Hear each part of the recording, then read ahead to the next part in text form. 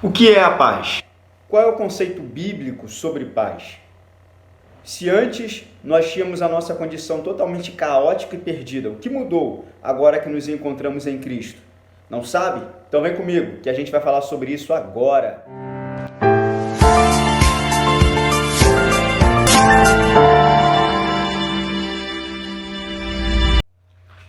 Olá, graça e paz do Senhor Jesus. Hoje nós estaremos estudando a 7ª lição deste trimestre, que tem por tema Cristo é a nossa reconciliação com Deus. E nós iremos fazer como sempre, eu não vou fazer a leitura dos textos, somente farei os comentários e você acompanha aí de onde você estiver assistindo.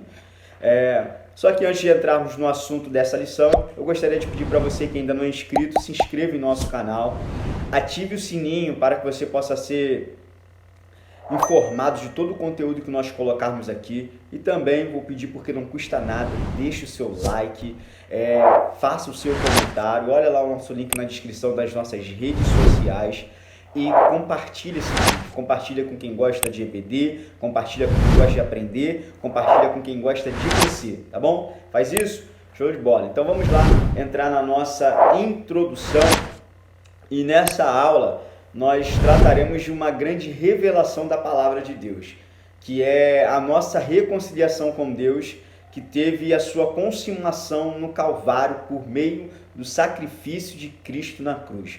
Na aula anterior nós falamos e estudamos sobre a situação dos gentios, sobre a nossa situação, que era uma situação deprimente, era uma situação totalmente desoladora, uma situação totalmente perdida. E nós estávamos fora da promessa de Deus, estávamos fora do céu e não tínhamos nenhuma esperança quanto ao futuro. Mas agora nós, os gentios, fomos aproximados de Deus e por consequência disso agora nós temos uma esperança. O preço dessa reconciliação foi o sangue de Cristo. Ao morrer por todos nós, Jesus ele agiu como nosso representante. Quando ele morreu, todos morreram nele. Assim como no pecado, o pecado de Adão, que se tornou o pecado de todos, a morte de Cristo também se tornou a morte de todos os que creem nele. Então, por causa do sacrifício de Cristo, hoje nós somos nova criatura. Ou seja, nós temos uma nova posição em relação a Deus e ao mundo. Hoje nós temos uma nova forma de viver, na qual desaparece a vida passada e os velhos costumes. Nós temos agora, quando nos convertemos, a ideia de não apenas virar a página da nossa vida, mas é a ideia de começar um novo livro, a ideia de começar um estilo de vida sobre o controle do Espírito Santo. E esse novo estilo de vida, ele é consequência lógica da conversão, pois o amor de Deus pela humanidade, ele nos constrange a viver integralmente para Ele. Amém? Então vamos lá para o nosso primeiro tópico, que fala sobre Cristo desfez a inimizade entre os homens. E o primeiro ponto é a parede da separação entre os homens. Através da morte de Cristo na cruz, ele nos reconciliou com Deus e também fez a reconciliação de uns com os outros. Embora os dois grupos, judeus e gentios, estivessem reconciliados em Cristo, havia um outro aspecto, que era um muro de inimizade ou uma parede de separação, que simbolizava que os gentios estavam alienados de Deus, como também de Israel. Não era só a parede física, por exemplo, que havia ali no templo, mas era uma barreira também invisível, que foi criada ali pela lei de Moisés, como mandamentos na forma de ordenanças. Isso fez que uma separação entre o povo de Israel e os demais povos. Então, para a gente ilustrar melhor essa ideia, muitos usam como exemplo a parede que existia ali no templo judaico, que restringia o acesso de quem não fosse judeu, limitando a permanência dessas pessoas ao átrio dos gentios. Essa parede não foi feita porque Deus mandou, mas foi feita porque o homem achava que era exclusivo, porque o homem achava que só ele tinha direito. Só aquele povo tinha direito. O historiador Flávio Joséfo, ele vai escrever que nessa parede havia a seguinte inscrição em grego e em latim, que era: nenhum estrangeiro pode adentrar a barreira que circunda o santuário e a parte interna. Quem for apanhado fazendo isso, será culpado de sua própria morte, que se seguirá. Ou seja, isso vai retratar o exclusivismo religioso do judaísmo. Porém, Cristo ele veio para desfazer essa inimizade e para desfazer esse exclusivismo. Tá? Cristo veio para quebrar essa parede, essa barreira que dividia os povos, porque a ideia de Cristo sempre foi de sermos um único povo. Tá? Vamos para o ponto 2, a derrubada da parede da separação. E a gente pode tratar a obra de Cristo como uma obra de demolições, né? Porque através da morte de Cristo, ele destruiu a parede que separava os judeus dos gentios, estabelecendo a paz entre esses dois grupos. Embora a parede que cercava o templo e ainda excluía os gentios estivesse de pé, quando Paulo escreveu a epístola aos Efésios, a gente pode entender que espiritualmente essa parede já havia sido destruída quando Jesus morreu na cruz. Mais do que estabelecer a paz, Cristo ele reconciliou ambos os povos com Deus. Aqueles que criam nele tornaram-se um único povo, que é o que nós chamamos hoje de igreja.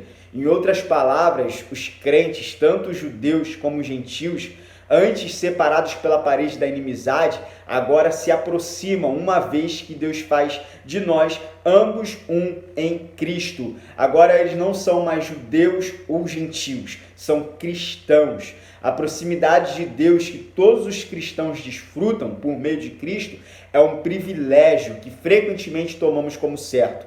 Deus não mantém distância, ele nem insiste em rituais ou protocolos complicados. Pelo contrário, por meio de Cristo e pelo Espírito Santo, nós temos acesso imediato a Ele como nosso Pai. Precisamos exortar, precisamos chamar, precisamos validar, intensificar essa ideia de que somos um povo e de que temos acesso ao Pai para que nós possamos aproveitar esse privilégio ainda mais, para que possamos entender melhor isso. Tá? Vamos lá para o ponto 3, que fala sobre o conceito da lei dos mandamentos.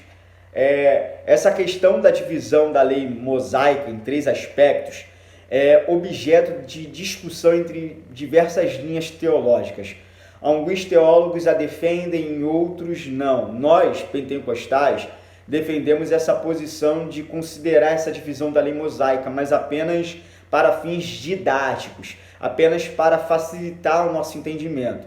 Vamos dividir essas leis. A lei civil, por exemplo, ela era aplicada no dia a dia do israelita, ou seja, ela regulava as relações, direitos, deveres dos cidadãos para que se tornasse ali o convívio o melhor possível. A lei moral ela já vai apontar para uma vida de santidade e dedicação ao Senhor. Apesar de que, como os cristãos da nova aliança, nós não sejamos constrangidos a seguir a letra da lei de Moisés, os princípios encontrados nela são eternamente válidos. E a lei cerimonial ela diz respeito especificamente à adoração por parte de Israel e tinha como um propósito primário apontar para Cristo, apontar adiante, apontar à frente, que era Cristo. Tá? Vamos lá para o nosso 4º ponto, que fala sobre a revogação da lei dos mandamentos. A causa da inimizade que existia entre os judeus e os gentios, e também a gente pode colocar aqui entre o homem e Deus, era a lei dos mandamentos, que consistia em ordenanças. A lei que a gente fala aqui não é só os 10 mandamentos. A lei ela sofreu muitos acréscimos, eram 613 preceitos, tá? 613 itens que deveriam ali ser cumpridos, e dentro desses 613 haviam ali itens, haviam regras, haviam leis que excluíam os gentios, e era essa a causa de inimizade.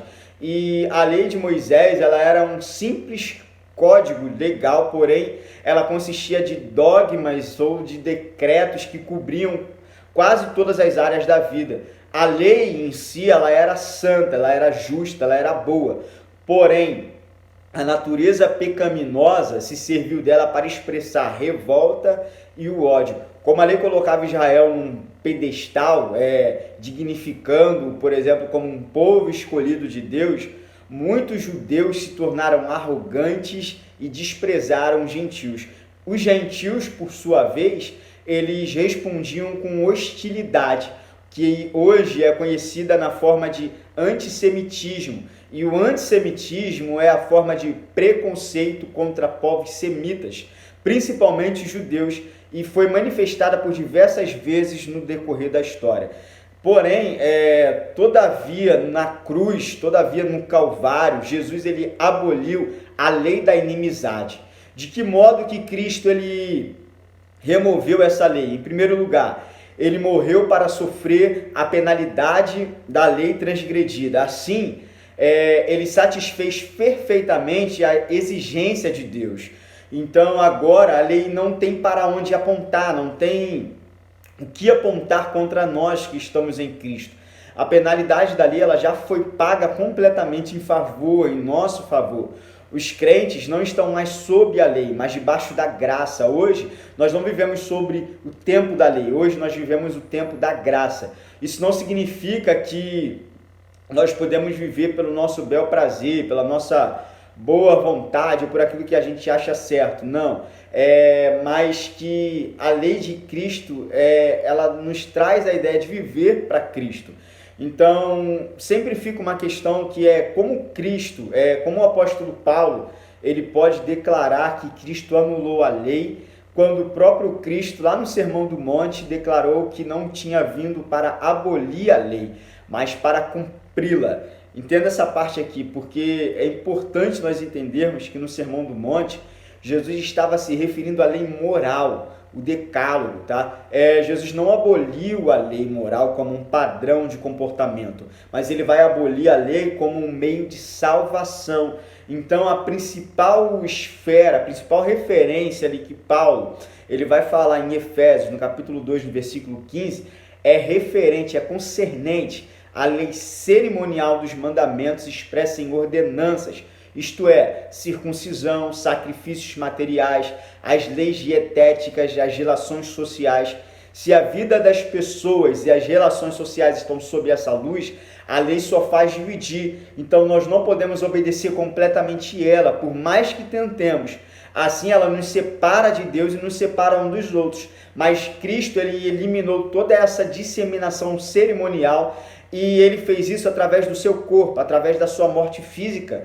E na cruz, ele cumpriu todo o sistema cerimonial do Antigo Testamento. Cristo, ele obedeceu perfeitamente a lei em sua vida e em sua morte, ele suportou as consequências da nossa desobediência.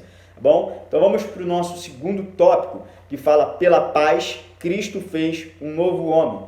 E o primeiro ponto é o conceito bíblico de paz. Paz na língua hebraica é shalom, que é muito provavelmente a palavra hebraica mais conhecida no mundo. A ideia israelita de shalom, ela é diferente da ideia que se disseminou entre os povos, principalmente entre os gregos, que têm uma cultura ocidental, que cooperaram ali para a formação da cultura ocidental. Para eles, para os gregos, a palavra, a paz, ela é chamada de eirene, sendo conhecida como um estado de ausência de conflitos. Entre os judeus, principalmente em Israel, shalom é usado como um cumprimento usual, embora essa palavra shalom ela seja uma palavra de um significado pleno. Lá é um cumprimento como qualquer outro, é como se fosse um olá, um adeus, entre tantos outros cumprimentos em diversos povos. Mas essa palavra, ela tomada pelo seu significado, ela vai expressar o melhor desejo que se pode ter em relação a uma pessoa. Ela significa paz, harmonia, o melhor que você pode desejar a alguém. A ideia de paz como completude, como integridade, ela veio depois da tradução das escrituras para o grego, que nós chamamos de Septuaginta, quando então a eirene passou a se dar ideia de shalom. Jesus, ao falar de paz, ele fez uma distinção entre dois conceitos. Nas suas últimas instruções aos discípulos, ele afirmou que deixava a sua paz, mas que não era a paz do mundo. A paz do mundo, conforme nós entendemos, é uma paz precária, uma paz insegura, uma paz sujeita a diversos temores. E é uma paz que somente trata a respeito da ausência de conflitos. Como essa ausência ela não é garantida por coisa alguma. Por exemplo, ela era a situação vivida pelos contemporâneos de Cristo, que viviam a chamada paz romana, que era o período da ausência de guerra e de conflito nas regiões que estavam sob o domínio romano. Mas eles só tinham aquela paz se não houvesse conflito, se não houvesse desentendimento. E a paz de Cristo é um sentimento de comunhão, de estar completo com a habitação de Deus em nosso espírito. E ela só se obtém, nós só conseguimos essa paz através da salvação em Cristo Jesus.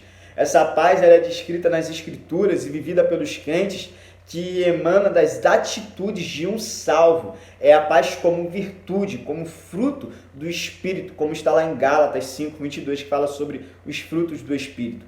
Embora o sentido bíblico de paz seja o de integridade, o de completude, as Escrituras elas nos falam sobre 3 aspectos da paz, que são eles: a paz com Deus, paz de Deus e paz com o próximo.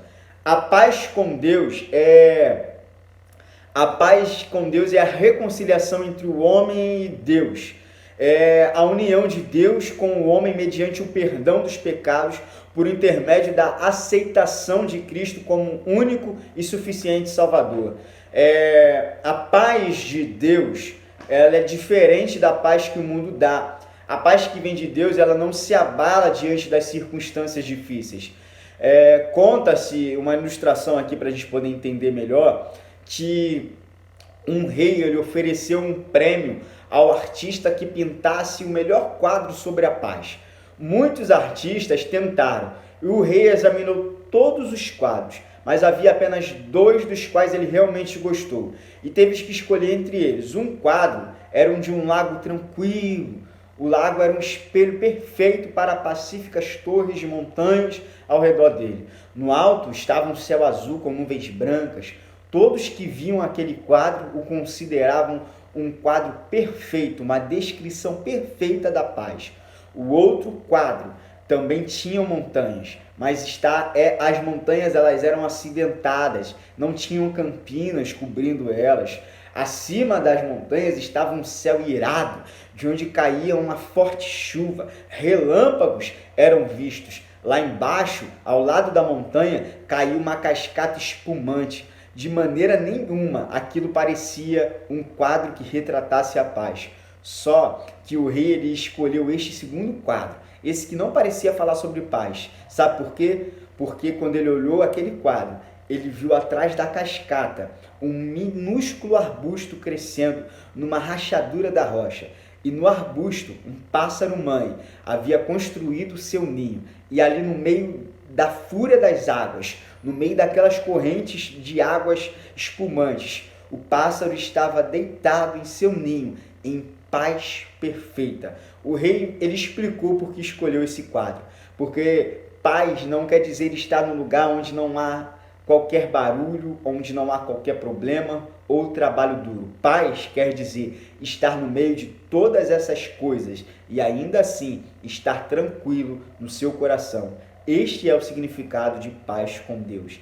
E terceiro aspecto de paz é paz com as pessoas, paz com o próximo. A paz de Deus é consequência direta e inevitável da paz com Deus.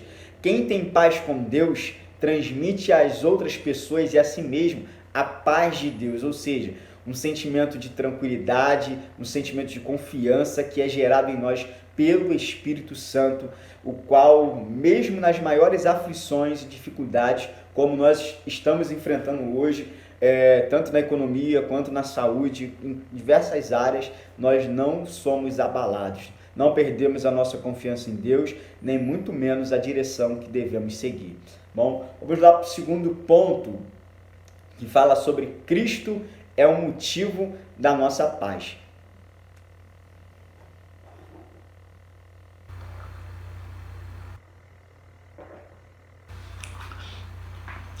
Cristo é o motivo da nossa paz. Cristo, ele é a nossa paz, ou seja, ele não é somente o autor da nossa paz, mas é literalmente a nossa paz. Cristo, ele estabeleceu a paz Ele é a paz, ele fez a paz, ele proclamou a paz. Quando Cristo proclamou a paz? Vamos lá, em primeiro lugar, aconteceu na sua ressurreição. A palavra paz foi a primeira que Jesus ele falou aos discípulos depois da ressurreição. O segundo momento onde há a proclamação da paz acontece quando ele capacitou os discípulos com o Espírito Santo. Ele enviou aos seus discípulos o poder do Espírito Santo, os quais anunciaram o Evangelho da paz. As boas novas da paz foram apresentadas aos outros que estavam longe e aos que estavam perto, em cumprimento gracioso da promessa de Deus em Isaías 57, 19. Vamos para o nosso terceiro ponto, que fala a nova humanidade formada pela paz. Como nós vimos acima, nos primeiros pontos, a barreira da inimizade ela foi desfeita por Cristo através da sua morte na cruz. E a paz ela foi estabelecida entre judeus e gentios. Mais do que estabelecer a paz, Cristo ele reconciliou os povos com Deus. Em Cristo, judeus e gentios se tornaram um único povo. Judeus e gentios estavam distantes, estavam separados uns com os outros e estavam separados também de Deus, uma vez que a lei que dividia foi posta de lado, a lei que dividia ela foi deixada de lado, não havia nada para manter separado essas duas partes, estes dois povos. Então, em vez disso, Cristo ele vai criar um novo homem, um novo povo, fazendo desse povo, trazendo com esse povo a ideia de paz.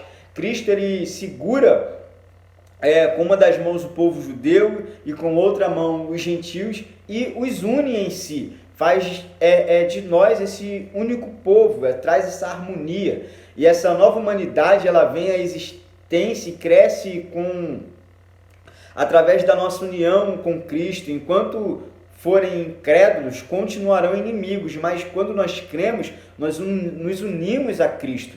Somente unindo-nos a Cristo, nós encontraremos a harmonia que Ele realmente requer de nós.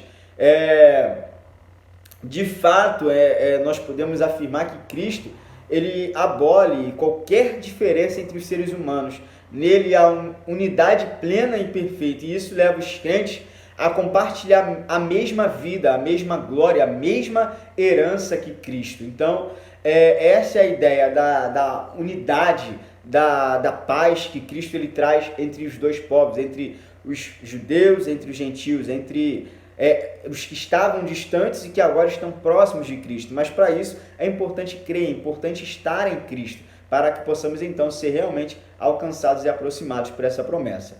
Vamos para o nosso terceiro tópico, que fala pela cruz, reconciliados com Deus num corpo. E o primeiro ponto é Cristo se fez maldição por nós. Cristo ele resgatou o ser humano morrendo em seu lugar e padeceu essa terrível ira de Deus contra o pecado. A maldição de Deus caiu sobre ele como um substituto do ser humano. Ele não se tornou pecaminoso em si próprio, mas os pecados, os nossos pecados foram lançados sobre ele. Ao ser pendurado na cruz, o nosso Salvador ele levou a maldição do ser humano. Ficou pendurado entre os céus e a terra como se não fosse digno de nenhum e nem de outro. Mas se Jesus não tivesse subido à cruz, certamente todos nós desceríamos ao inferno eternamente. Como diz em Romanos 3:23, porque todos pecaram, destituídos estão da glória de Deus. Na cruz, a ira de Deus contra o pecado caiu sobre ele. E todo o juízo e o pagamento do pecado recaíram em Cristo, pois esse foi o plano que ele criou para nos salvar da condenação. Como diz o Hernandes Dias Lopes, ele morreu a nossa morte para que nós pudéssemos viver a sua vida. Então, é importante que a gente entenda como o amor de Cristo ele é demonstrado na cruz do Calvário. É importante que nós possamos entender a grandiosidade do problema do pecado e a maravilha do amor de Deus.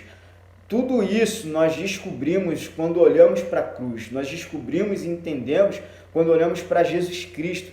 E o que nós devemos fazer diante dessas situações? Aceitar o sacrifício de Cristo na cruz e aceitar o convite dele para a salvação. Como lá em Mateus 11, versículo 28, ele diz: vinde a mim, todos os que estáis cansados e oprimidos, e eu vos aliviarei. Tomai sobre vós o meu jugo e aprendei de mim que sou manso e humilde de coração, e encontrareis descanso para a vossa alma, porque o meu jugo é suave e o meu fardo é leve. Ele nos fez um convite e cabe a nós aceitar esse convite, para que haja então a reconciliação entre nós e Deus. Vamos para o segundo ponto, reconciliados pela cruz de Cristo. A cruz, ela faz parte dos desígnios de Deus para a salvação do pecador perdido, para o julgamento do pecado, da morte e do diabo com seus anjos e para a manifestação de sua glória. Não havia outra forma de reconciliação do ser humano pecador com Deus, senão através da cruz. A cruz de Cristo ela é atemporal, ou seja, ela precede o tempo, ela tem um valor eterno. Há muitos anos antes da vinda do Messias, Isaías profetizou acerca do sacrifício do Redentor em Isaías 53, versículos 5 a 8. Depois você confere aí na sua casa. A cruz, então, ela não é a derrota como os inimigos de Cristo imaginavam, mas ela é a chave do plano divino. O escritor aos Hebreus ele vai enfatizar a eficácia eterna do sangue de Cristo, que redimiu tanto os santos da antiga aliança como os santos da nova aliança. Isso implica que o sacrifício de Cristo na cruz não se repete, mas é perfeito e eficaz para sempre. Deus nunca precisou ser reconciliado conosco, pois Ele nunca nos odiou. Nós, porém, é que precisávamos ser reconciliados com Ele. A cruz de Cristo foi o preço que Deus pagou para nos reconciliar consigo. A obra do nosso Senhor sobre a cruz criou uma base justa sobre a qual podemos ser apresentados a Deus como amigos e não como inimigos. Vamos lá para o nosso terceiro ponto, reconciliados na cruz e em um corpo. A cruz de Cristo ela faz parte entre os judeus e os gentios. Na cruz, ele removeu a causa da hostilidade, dando uma nova natureza aos nascidos de novo e criando uma nova união. A cruz é a resposta de Deus para a discriminação racial, a segregação, o antissemitismo, a intolerância e todas as demais formas de divisão entre os homens. Tendo reconciliado o judeu com o gentio, Cristo ainda reconciliou ambos com Deus. Paulo diz em 2 Coríntios 5,9 que Deus estava em Cristo reconciliando consigo o mundo. A palavra reconciliação do grego ela é caracteristicamente a palavra que expressa a ideia de unir duas partes que estavam em conflito. No Novo Testamento ela é usada especialmente para descrever o restabelecimento das relações entre o homem e Deus. Embora fossem amargamente opostos entre si, os judeus e os gentios estavam unidos num único aspecto, estavam unidos na sua hostilidade contra Deus. A causa dessa hostilidade era o pecado. Por sua morte na cruz, Cristo ele removeu a inimizade e assim ele anulou a sua causa. Os que agora recebem a Cristo são considerados justos, perdoados, redimidos, resgatados e libertos do poder do pecado. A inimizade ela desaparece. Agora há paz com Deus. Cristo ele nos uniu em um só corpo, judeus e gentios, crentes, formando a igreja e apresentando esse corpo a Deus, eliminando então todos os vestígios de um antagonismo.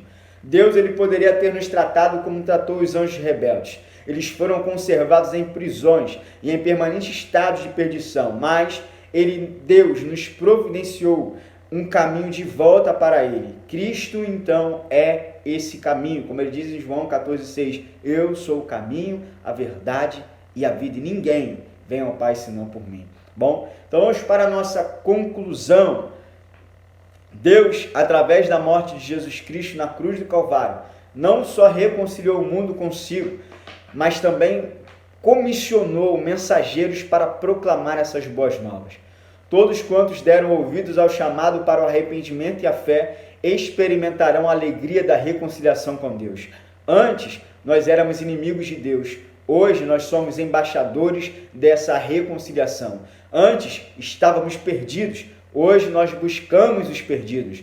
Neste mundo marcado pelo ódio, pela guerra e pelo relacionamento quebrado entre o homem e Deus, entre o homem e o seu próximo, temos um glorioso ministério, o ministério da reconciliação.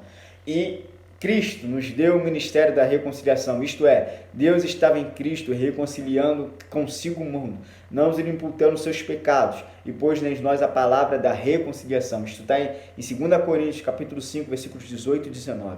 Então, nós fomos chamados para esse ministério, o ministério da reconciliação. Cristo é a nossa reconciliação com Deus. Através da cruz, através do Calvário, através da morte vicária de Cristo, nós podemos ser reconciliados, fazer parte desta família, a família de Deus, e podemos ter a nossa esperança, a esperança de ter o céu, a esperança do porvir, do futuro, daquilo que Deus tem reservado para nós.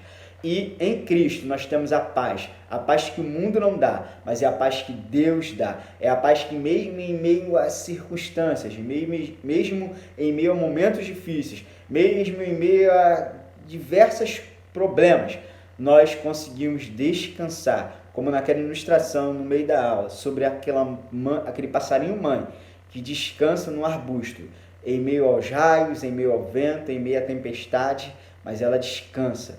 Então nós devemos descansar e crer em Deus o tempo todo. Amém? Então que a sua vida seja abençoada, deixe o seu like, deixe o seu comentário, comenta aí o que você achou interessante nessa aula, tá? Compartilha essa aula e que a sua vida seja abençoada em nome de Jesus. Graça e paz. Amém?